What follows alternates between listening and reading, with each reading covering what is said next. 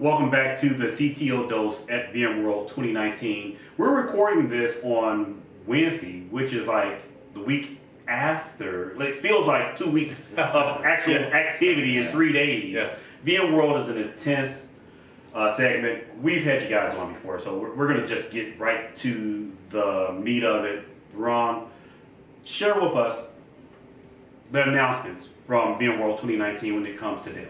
Yeah, so a few months ago at Dell Technologies World, we introduced the Dell Technologies Cloud to the world, which was the best of VMware cloud software and the best of DellEMC infrastructure tightly integrated together to really help provide consistent experience for our customers across the public cloud, the private cloud, and the edge. And we've built on that momentum at VMworld. So we have a few key announcements. I'll just talk about them at a high level, and then we can go into them in a little bit more detail. The first one we kept hearing from customers was, what are you doing to help us support container-based applications, right? Our customers are telling us that their developers are banging on the door or knocking on the door, depending on how you look at it, to be able to build applications on containers. Second piece of feedback we've got, we've got something to help them with that, with automated deployment of VMware PKS on VxRail using VMware Cloud Foundation to help for the Kubernetes. Second piece of feedback we got from customers is, well, we had announced the VxRail and VCF offer, which is a hyper-converged infrastructure base, and customers love it. They also want more flexibility in terms of how they build their infrastructure. So for that, we've announced something called Dell Tech Cloud Validated Designs. These are essentially reference architectures for DellEMC's server, storage, and networking, tightly coupled again with VMware Cloud Foundation to help give customers a little bit more flexibility. Third one, this is the one that got the most amount, I think, coverage at Dell Technologies World, was our fully managed data center as a service offer, VMware Cloud or DellEMC. We had announced it at Dell Technologies World, and I can't tell you how many conversations I've had with sales teams and customers saying, when is it going to be ready? When is it going to be ready? So we're proud to announce that it's now available in the United States at VMworld. So we'll get to that third announcement quickly. Hopefully we'll spend a lot of time on that, because all I hear in the news is AWS Outpost. So we'll talk about that. But first, let's talk about Kubernetes. When I think about Kubernetes, I naturally think, Pivotal is a great part of that conversation, and the folks at Pivotal have done a lot to make Cloud Foundries run in containers and partnering with VMware on the PKS story. When I think of containers, though, I don't necessarily think of Dell first. That's not, that I think of Dell as bare metal, but I don't think about going to Dell for help around containers. Nick, share with me what's the innovation that people should start paying attention to Dell and your container story. So I think the big thing that people are finding right now is that they have to operate their clouds differently than their data centers, and that's really problematic, right? And I think all three of our things that we've announced here are really oriented around consistency and choice. So I get this great experience when I go to the cloud. I can be cloud native, I can adopt containers. Well, I really want to bring that back into my data center. We hear from customers, right? Why do my old apps, why is it so hard to bring that down into my data center and take care of them? So by adding it to VxRail and making it a part of our Dell Technologies Cloud platform, what we're doing is we're providing that consistent experience across clouds so that your developers that are left on-prem don't get left behind. So we had Pivotal's Chad Sackett on last year, last Dell Tech World. Actually, it wasn't on this program, it was on a different program. And I asked him, I said, Chad, why should you work for Pivotal now? You can stop cheerleading Dell's HCI solution, and you can be truthful with me. Tell me if there's anything face melting. Face melting is kind of Chad's brand. Yeah. Tell me what's face melting about about Pivotal and Dell Technologies. A lot of that was around orchestration. That was a year and a half ago. Yeah. What have customers actually seen since then? So what we're bringing to market, I don't know if it's as face melting as some of Chad's other stuff, but it's definitely something we're very proud of, is you can go into the VMware Cloud Foundation, basically the vSphere client now, and you can actually, because of the joint work that's done with Pivotal, VMware and VxRail, it's joint engineering work, right? the VxRail team has opened up its APIs to the VMware engineering team so that the VMware Cloud Foundation can actually call internal APIs that were not exposed to anybody else, right? So that there's really tight integration happening there.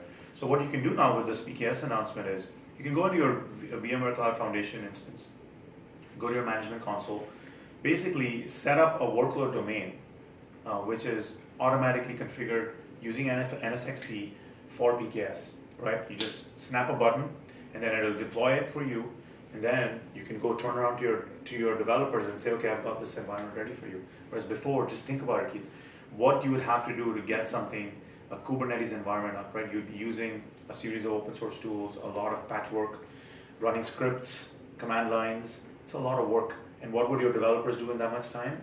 Well, they're not going to sit around and wait for you, right? They're just going to go create yet another instance of Shadow IT, an unmanaged instance that you're hoping is secure and everything like that. So what we're doing now is we're giving our IT teams an opportunity to just be able to, enabling them just go back to the developers and say, okay, we have something that's ready and it's production ready as well. So if this application takes off, we know we'll be able to support it and scale it. And then the last thing I'll just say is, this is because this is on VxRail, it's the same platform that you use for your traditional applications, right? Your traditional virtualized application. So you don't have to go do something separate. It's the same management console. It's the same experience. You are just deploying a different workload. All right, so let's move on to the second announcement, which is VCF. You guys have got to help me understand this whole VCF reference architecture thing. I can order some Dell PowerEdge servers today with vSphere pre-installed, and it just works. What's the value of this VCF thing? I mean, I have enough time. The staff has enough time doing other things. What value is this VCF layer providing? I can give you a little bit of context there. So what we're doing there with Dell Tech Cloud Validated Designs is we work with VMware again here to make sure that things like vRealize Orchestrate or vRealize Automation, right, the really higher value added services that can help make your IT team more efficient, is now working with our PowerEdge MX series, for example, DellEMC PowerMax, DellEMC Unity. And what that means is, you know, what we end up seeing with customers, Keith, is that there's really two kinds of, two camps. One is our customers who are already using VMware Cloud Foundation to do automation and, orchestration and things like that. And they want to bring their traditional infrastructure into that cloud operating model. They want that same benefit to extend to their traditional applications. So great. For customers who have PowerEdge and or our storage, primary storage in their infrastructure, we can now do that. In fact, DellEMC is the first to validate our primary storage with third-party primary storage with VMware Cloud Foundation, right? So I think that's one camp of customers. The second camp of customers are customers who are looking to take advantage of VMware Cloud Foundation for their existing investments, right? Or maybe they're buying brand new PowerMax infrastructure, and they want to be able to manage that the way using that same consistent experience. And then they want to be able to take the workloads that are running on there and move it to the cloud with the same policies. Now, if you were to do it without VMware Cloud Foundation on primary storage, it takes a lot more work. So because of that tight coupling now, we're hoping customers are going to be able to take advantage of that cloud experience. And there's also a lot of value in this underlying infrastructure, right? So you have applications sometimes that need to scale, compute, network, and storage independently, or maybe you need to add NFS support. That's what we're doing here is we're bringing that storage value and that compute value back into VMware with VCF.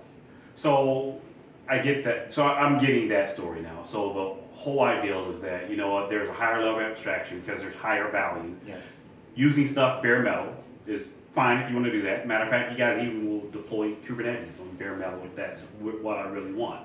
But what I need to do is provide an opportunity for my smart people to work at a higher abstraction so they can have higher value. Now, I think this is what this third announcement is about. Mm-hmm. Yeah.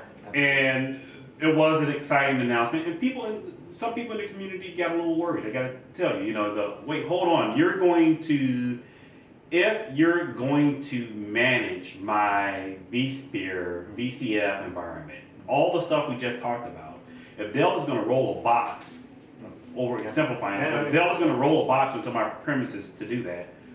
Where's the conversation moving?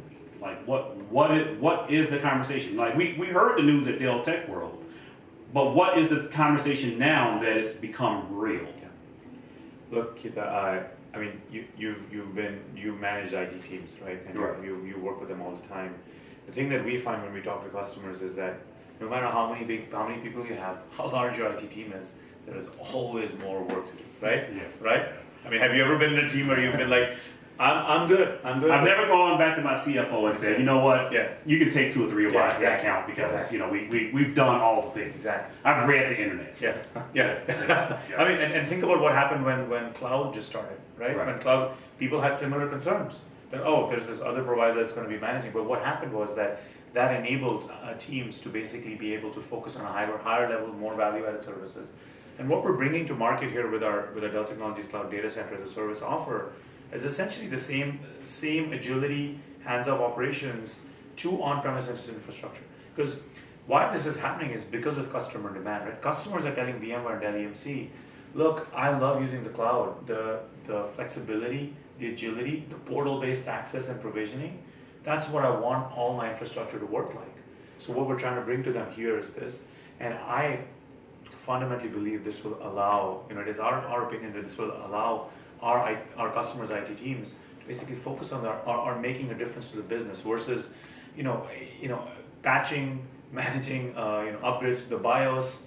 Is that really what you want your teams to focus on? Like the number one thing we hear from customers is just upgrades are painful, right? So we want to bring that same experience so that the teams can focus on other more valuable things. So Nick, make this real for me.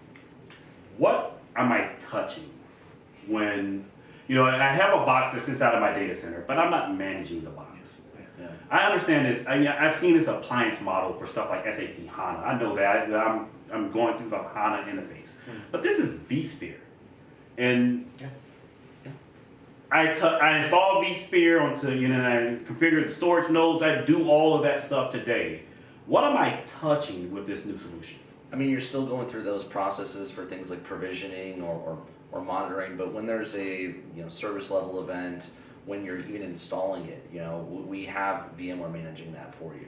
So you can move up the stack and kind of work to deliver the right things for your users. So just to be more specific, the IT teams will still have to manage the applications. They'll still have to manage the virtual machines. Right? But what's happening here is that if there's a problem at the infrastructure level, so for example, there's a hardware failure. Okay, the VMware Dell Technologies are working in the background to automatically remediate that situation. They'll dispatch somebody to your data center or edge location, have that fixed. If there's a network latency issue, you don't have to file a ticket. We're going to take care of it for you. You can actually go online on the VMware Cloud interface, look and see, there's these many tickets filed on my behalf. There was a network latency issue that was happening, and I'm going to be able to take care of that. They're working on it, and this is the resolution time.